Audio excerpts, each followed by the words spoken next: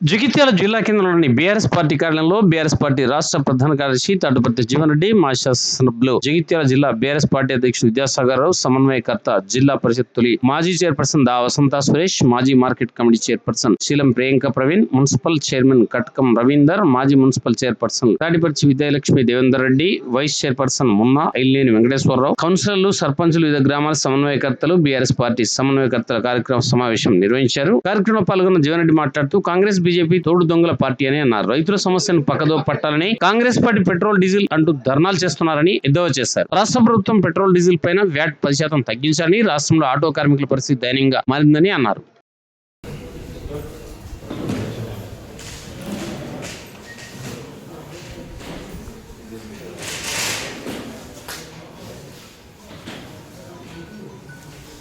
మనమందరం కూడా కలిసికట్టుగా నడవాలని చెప్పేసి అందుబాటులో ఉన్నటువంటి పెద్దలు చెప్పినట్టుగా మళ్ళీ మన కేసీఆర్ గారు మీటింగ్ పెట్టి యాప్ రూపొందించిన తర్వాత ఆ విధి విధానాలు చెప్పిన తర్వాత మనం అందరం కూడా మల్ల నియోజకవర్గ స్థాయిలో ఉన్నటువంటి అందరినీ కూడా పిలుచుకొని వారి యొక్క ఆలోచనకు అనుగుణంగా యాప్ ఏ విధంగా రూపొందించబడుతుందో అవన్నీ కూడా మనకు తెలియజేయబడతాయి. కాబట్టి దానికి అనుకూలంగా ఈ రోజు కొంతమంది ముఖ్యులు అందరూ కూడా మన కుటుంబ సభ్యులందరికీ కూడా పేరు పేరున నమస్కరిస్తూ మీడియా మిత్రులకు నమస్కారం. చెట్టు బాగుంటే మనం బాగుంటాం. చెట్టు కింద మరి నీడ మంచుకుంటేనే మనం కూడా బాగుంటాం. ఆ విధంగా ఇలా పార్టీ బాగుంటేనే మరి ప్రతి ఒక్క కార్యకర్తకు నీడ దొరికే అవకాశం ఉంటుంది. కాబట్టి ఆ విధంగా ఈరోజు సభ్యత్వ కార్యక్రమం అనేది మరి సభ్యత్వం తీసుకుంటే పార్టీ అనేది ఫలానా గ్రామంలో మన యొక్క కార్యకర్తలు కేసీఆర్ గారి అభిమానులు మరి బీఆర్ఎస్ పార్టీ కుటుంబ సభ్యులు ఉన్నారనే విధంగా మరి ఎంతమంది మనకు టార్గెట్ ఇస్తారు, ఒక గ్రామానికి కానీ ఒక వార్డుకు కానీ మన నియోజకవర్గానికి కానీ మనకి ఎంతైతే టార్గెట్ ఇస్తారో మనం అందరం కూడా ఒక కుటుంబం లాగా మన భుజాన్ని తీసుకొని ఆ యాప్ ట్రైనింగ్ కూడా ఇవ్వబడుతుంది. కాబట్టి ఆ విధంగా మనం ఫుల్ టైం ఆ యాప్ వచ్చిన తర్వాత పెద్దలు చెప్పిన తర్వాత ఫుల్ టైం వర్కర్స్ గా ఆ యొక్క మన జైత్యాల నియోజకవర్గమే కేసీఆర్ గారి దగ్గర మరి ఫస్ట్ టేబుల్ మీద మన నియోజకవర్గం సభ్యత్వంలో ముందుండే విధంగా మీ అందరి సహాయ సహకారాలతో మనం చేసుకోవాల్సిందిగా మీ అందరికి కూడా పేరు పేరున విజ్ఞప్తి చేస్తూ మన బలగం పెద్ద ఉండాలంటే మనం సభ్యత్వం ఆ విధంగా చేసుకోవాలి. కాబట్టి ముందు కూడా మరి కేసీఆర్ గారి సారథ్యంలో మరి పెద్దలు ఇన్ఛార్జిగా ఉన్నటువంటి విద్యాసాగర్ రావు గారి నాయకత్వంలో మాజీ మంత్రి జీవన్ రెడ్డి గారు వారి అనుభవం వారందరి సహకారం ఉంటే మనందరం కూడా ముందుకెళ్ళాలని చెప్పేసి మరొకసారి మీ అందరికి కూడా తెలియజేసుకుంటూ అందరికి కూడా ధన్యవాదాలు. Thank you. జై జై తెలంగాణ. బీఆర్ఎస్ పార్టీ రాష్ట్ర నాయకులు రాష్ట్ర జనరల్ సెక్రటరీ గారు అన్నా జీవన్ రెడ్డి గారికి, అదేవిధంగా మాజీ ఇప్పుడే జీవరెడ్డి గారు చెప్పారు, వసంత గారు కూడా చెప్పారు. ఈ కార్యక్రమం అనుభవం ఉన్నవాళ్ళు ఒక్కరు కాదు, ఈనాడు కాదు, ఇది తెలుగుదేశం ఉన్న వాళ్ళం తెలుగుదేశంలో చేసాం, ఆయన బీఆర్ఎస్ కూడా బీఆర్ఎస్ చేసాం, కాంగ్రెస్ ఉన్న వాళ్ళు కూడా కాంగ్రెస్ సభ్యత్వ కార్యక్రమం చేశారు, కొత్తగా కాదు. కానీ ఈసారి ఏంటంటే ఈ మన అంతకుముందు రాష్ట్రం తీసుకుంటుంది కాకుండా ఆన్లైన్ సిస్టమ్ చేద్దామని చెప్పి మన పార్టీ అధ్యక్షులు గౌరవనీయులు చంద్రశేఖరరావు గారి అభిప్రాయం ప్రకారం ఆ విధంగా చేసిన కోసం మన శిక్షణ కూడా ఏ విధంగా చేయాలని చెప్పి ఇప్పుడు ఏదైతే మనం మండలాలకు కైకొని పెట్టుకున్నామో, బూత్ గిద్దరు పెట్టుకున్నామో వాళ్ళందరికీ కూడా శిక్షణ ఇచ్చి యాప్ ద్వారా చేసిన కోసం ఏర్పాటు చేసేది కనుక దాన్ని మనం అందరం కలిసి పెద్ద పని కాదు.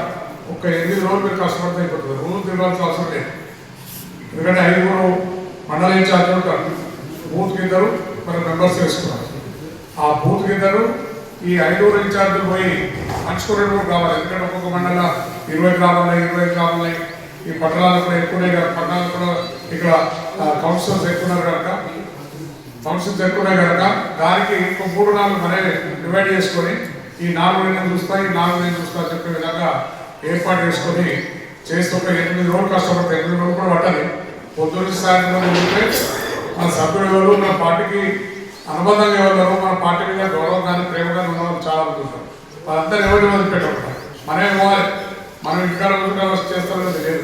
మనం పోయి ఎంఆర్ఓగా ఫస్ట్ జిల్లా దిక్కాలు మీటింగ్ కనుక నెంబర్ 1 జగిత్యాల జిల్లాలో కూడా మెంబర్షిప్ కూడా నెంబర్ 1 అయ్యేటట్టు ఏంటంటే ఆరోగ్యకి పార్టీ పటిష్టత కొరకు పనిచేసినటువంటి ఒక నాయకత్వం పోయి దానికి తోడే రీతిలో జగిత్యాలలో నెలకొన్నటువంటి ఒక ఈ ప్రత్యేక పరిస్థితులు ఎవరైతే బీఆర్ఎస్ పార్టీ బలపరిచి ఎమ్మెల్యే గెలిచి తదుపరి ఏదైతుందో ఆయన స్వార్థ ప్రయోజనాల కొరకు పార్టీని వీడడంతో ఇక్కడ కొంత స్తబ్దత ఏర్పడటం. అప్పుడు నేను వాస్తవంగా జీవన్ రెడ్డి అంటే కాంగ్రెస్ పార్టీ గుర్తిపోతున్నవన్నీ అంటే నాకు నేను ఊహించుకోలేదు. కాంగ్రెస్ పార్టీని వీడే పరిస్థితి నాకు అరుగుతుందని చెప్పని నేను ఊహించట్లే ఎవరు ఊహించాను. కానీ ఇక్కడి పరిస్థితుల వల్ల ఏదైతున్నదో ఇలా కాంగ్రెస్ పార్టీ ఆరంభంకి వెళ్ళి బలోపేతం కొరకు పనిచేసి కూడా ఇలా పార్టీలోని వివక్షకు గురి కావటం, ఇక్కడ స్థానిక పరిస్థితులు, ఎమ్మెల్యే గారి యొక్క స్వార్థ ప్రయోజనాలు ఇవన్నీ దృష్టిలో పెట్టుకొని తెలంగాణ రాష్ట్ర భవిష్యత్తు మళ్ళీ ఆనాటి ఉద్యమ నేత ఇలా రాష్ట్ర సాధన కొరకు ఏదైతే మన ఉద్యమించిన నాయకుడు కేసీఆర్ గారి యొక్క నాయకత్వంలో అయితేనే మన తెలంగాణ రాష్ట్రం అనేది వీళ్ళ పునర్వైభవం సంతరించుకుంటుందనేటువంటి ఒక భావనతోని నేను బీఆర్ఎస్ పార్టీలో చేరటము, కేసీఆర్ గారు కూడా నాకు చేయూతనిచ్చి నాకు ఈనాడు పార్టీలో గుర్తింపు కల్పించే ఇష్యూలో నేను కూడా వారికి నేను జీవితకాలం ఈ సబ్జెక్ట్ నమ్మకంతో పాటు ఇక్కడ నాకున్న అనుభవం చెప్తున్నాను. ఇప్పుడు చాలా విషయాలు చెప్పాలి. ఒక రాజకీయ నాయకుడికి ఎక్కడానికి మనకి ఏదైతుందో ప్రతిపక్ష పార్టీకి ఉన్నటువంటి ఒక అవకాశం అధికార పార్టీకి ఉన్నది. ఇది మీరు గుర్తుపెట్టు. ప్రతిపక్ష పార్టీ సభ్యుడికి ఏదైతుందో మనకు ఒక ప్లాట్ఫామ్, నువ్వు ఎంత పనిచేస్తే ఎంత ప్రజలు గుర్తింపు పొందచ్చు. మనకు నో లిమిటేషన్. అధికార పార్టీ వాటికి లిమిటేషన్ ఉంటుంది. ఆ లిమిటేషన్ దాటి ఏదైతుందో ప్రజలు కూడా వాగ్దానం చేయలేడు, ప్రజలు ఆకర్షించారు. ఇలా ప్రజలను ఆకర్షించడానికి వరకు ఏదైతుందో ఇవాళ ఇలా మనకు ఓపెన్ ప్లాట్ఫామ్ కాబట్టి ఇంత మేరకైనా మనం పోగలుగుతామని చెప్పండి. అది మనమే ఆధారపడాలి. నాకున్న అనుభవంలో సుదీర్ఘ కాలం ప్రతిపక్షంలో పనిచేశాను.